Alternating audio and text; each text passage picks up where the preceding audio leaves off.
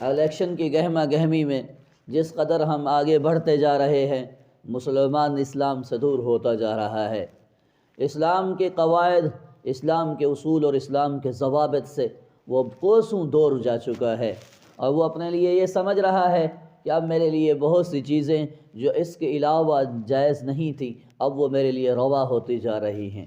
میرے بھائیوں، اسلام وہ ایک ایسا مذہب ہے جو کسی بھی لمحے ہمیں اکیلا نہیں چھوڑتا۔ ہر لمحے کے متعلق اسلام میں رہنمائی موجود ہے، ہدایات موجود ہیں۔ اسلام کی روشنی میں ہم نے غمی بھی کرنی ہے، ہمیں خوشی بھی کرنی ہے، اسلام ہماری مکمل رہنمائی کرتا ہے۔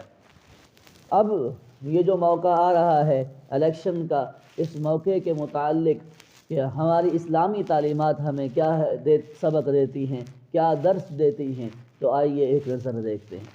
سب سے پہلی بات اسلام کے اندر جو نمایاں ہے وہ یہ ہے کہ اگر خوشی انسان کو لاحق ہو یا کسی انسان کو کوئی غمی لاحق ہو، اسلام کا جو مزاج ہے وہ اعتدال والا ہے، میانہ روی ہے۔ میانہ روی سے آگے نہ بڑھے، اعتدال سے آگے نہ نکلے کہ اگر خوشی لاحق ہوتی ہے تو وہ اپنے لیے لہو و لعب، رقص و کباب، ہر چیز کو اپنے لیے حلال سمجھ لیتا ہے۔ ایسا نہیں ہے۔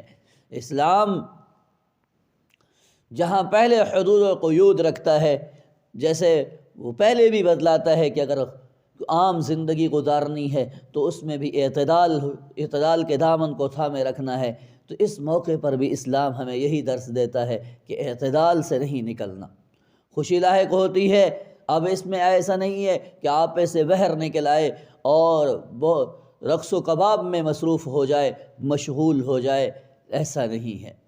اور اگر غمی لاحق ہوتی ہے تو جزا فضا آہو بکاں سے پورے علاقے کو سر پہ اٹھا لے، یہ اسلامی مزاج نہیں ہے۔ اسلام یہ ہمیں درس نہیں دیتا، میانہ روی، اعتدال۔ اور دوسری بات جو اختیار کرنے کی ہے وہ یہ ہے کہ جسے خوشی لاحق ہو یا جسے غمی پیش ہو، رجوع اللہ کے دامن کو وہ نہ چھوڑے، اللہ کی طرف رجوع کرے، اللہ کی طرف وہ متوجہ ہو جائے۔ خوشی لاحق ہوتی ہے، دیکھیے یہی مثال دیکھ لیجئے عیدوں کی۔ دونوں عیدیں ہمارے لیے اللہ نے بطور تحفہ کے دی ہیں۔ یہ عیدوں کے دن، یعنی عید اسلام سے پہلے بھی منائی جاتی تھی، لیکن اس میں کیا تھا، جب آپ صلی اللہ علیہ وسلم مدینے میں تشریف لائے اس وقت یہاں پہلے بھی ہوتی تھی یہ چیز، لیکن اس میں لہو و لعب ہوتا تھا، تو پیارے پیغمبر صلی اللہ علیہ وسلم نے ان خوشی کے دنوں کو ختم نہیں کیا، باقی رکھا، لیکن کیفیت تبدیل کر دی کہ اب لہو و لعب نہیں ہوگا، اب اللہ کے حضور سر بہ سجود ہوا کریں گے۔ تو یہ اسلامی مزاج ہے کہ اگر خوشی مل گئی ہے اللہ کے سامنے جھک جائے، اللہ کا شکر ادا کرے کہ اے اللہ میں اس قابل نہیں تھا، اور یہ تو بڑی ذمہ داری مل گئی ہے اسے کہ اس نے اب عوام کی خدمت کرنی ہے۔ اور دوسری چیز وہ وہی ہے کہ اگر کوئی غمی پیش ہو جاتی ہے آدمی کو تو اس موقع پر بھی آدمی اللہ کی طرف رجوع کرے، انا للہ و انا الیہ راجعون۔ اس طرح کی جو چیزیں ہمیں نظر آتی ہیں وہ یہی ہمیں درس دیتی ہیں۔ جیسے کسی کا کوئی بچہ فوت ہو جائے تو اس موقع پر بھی تو یہی تعلیمات ہمیں ملتی ہیں کہ فرشتوں کو حکم ملتا ہے کہ دیکھو میرا بندہ اب کرتا کیا ہے، تو وہ فرشتے آ کر بتلاتے ہیں کہ اللہ وہ تیری رضا پہ راضی بیٹھا ہے، فرمایا اس کے لیے ایک محل بنا دو جس کا نام رکھو بیت الحمد۔ تو جی یہ اسلامی مزاج ہے، اللہ کی طرف رجوع کرنا، خوشی لاحق ہو یا غمی پیش ہو، اس میں اللہ کی طرف متوجہ ہونے کو انسان نہ چھوڑے۔ آگے دیکھیے، آگے جو چیز اور ہمیں اسلام سبق دیتا ہے وہ یہ ہے کہ صبر و تحمل سے کام لینا، بردباری سے کام لینا۔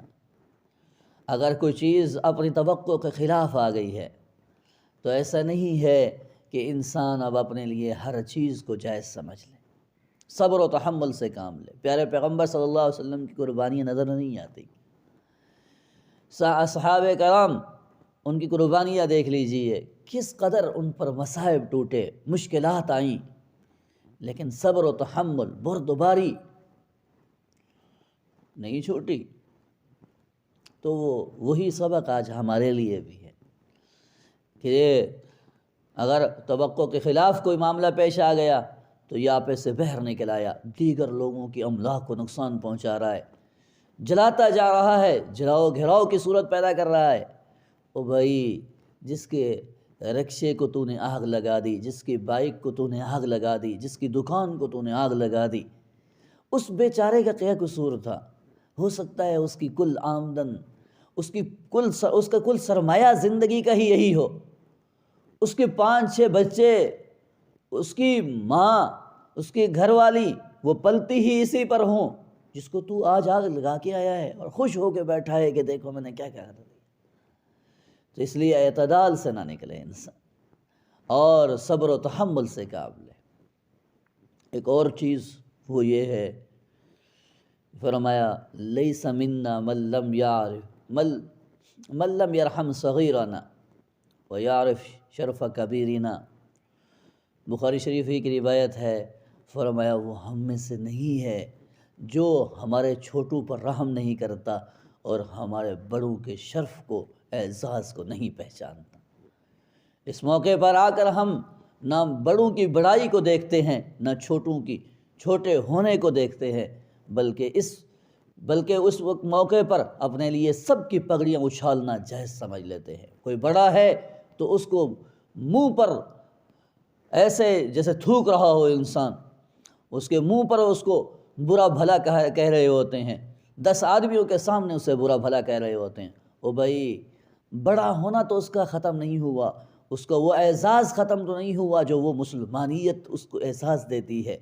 جیسے پیارے پیغمبر صلی اللہ علیہ وسلم کی حدیث مبارکہ کا مفہوم دیکھیے کہ آپ صلی اللہ علیہ وسلم نے کیا فرمایا کہ والذی نفس محمد بیدی، قسم اس ذات کی جس کے ہاتھ میں محمد کی جان ہے۔ آپ صلی اللہ علیہ وسلم کعبہ بیت اللہ کو مخاطب ہو کر فرما رہے تھے کہ تیری عظمت بلند ہے، تیری شان بلند ہے، لیکن قسم اس ذات کی جس کے قبضہ میں میری جان ہے، ایک مسلمان کی حرمت اللہ کے ہاں تیری حرمت سے زیادہ ہے۔ تو آج کیا وہ مسلمان بھی باقی نہیں رہا کہ آج ہم اس کے اعزاز کو اس قدر بھلا دیں، کہ آج ہم اس کے احترام کو، اعزاز کو، اکرام کو اس قدر پسے پشت ڈال دیں؟ اس کا اسلام ہمیں اجازت نہیں دیتا کہ آج بھی وہ تو اسی طرح مسلمان ہے، اسی طرح کلمہ وہ ہے، اسی طرح محمد صلی اللہ علیہ وسلم کا امتی ہے، تو آج بھی ہم اس کے اعزاز کو اسی طرح باقی رکھیں جیسے پہلے باقی رکھتے تھے۔ ہاں، ہمیں نظر آ رہا ہوگا کہ وہ خطا کر رہا ہے، غلطی کر رہا ہے، تو اس کا بھی کوئی طریقہ کار ہوتا ہے، اعتدال میں رکھ کر اس غلطی کو حل کیا جا سکتا ہے۔ تو یہ چند باتیں ہیں، ان کو ہم لازم پکڑ لیں، ان کے مطابق ہم اس موقع کو بھی اسلامی مزاج کے متعلق ڈھالنے کی کوشش کریں، اسلام کے مطابق گزارنے کی کوشش کریں۔ یہ تو الیکشن آج آ رہا ہے، یہ چلا جائے گا، لیکن اس کی وجہ سے آپس کے احترام کے رشتوں کو ختم نہ کریں، آپس کے اعزاز کے رشتوں کو ختم نہ کریں، آپس کے اس تعلق کو ہم اس کی بھی نہ چلا دیں کہ جی یہ الیکشن میں تو میرے مخالف پارٹی کے ساتھ جڑا ہوا تھا۔ نہیں، اس سے کہیں وہ اسلام سے تو نہیں خارج ہو جاتا۔ بہرحال اللہ رب العزت ہمیں اس موقع کو بھی اسلام کے مطابق گزارنے کی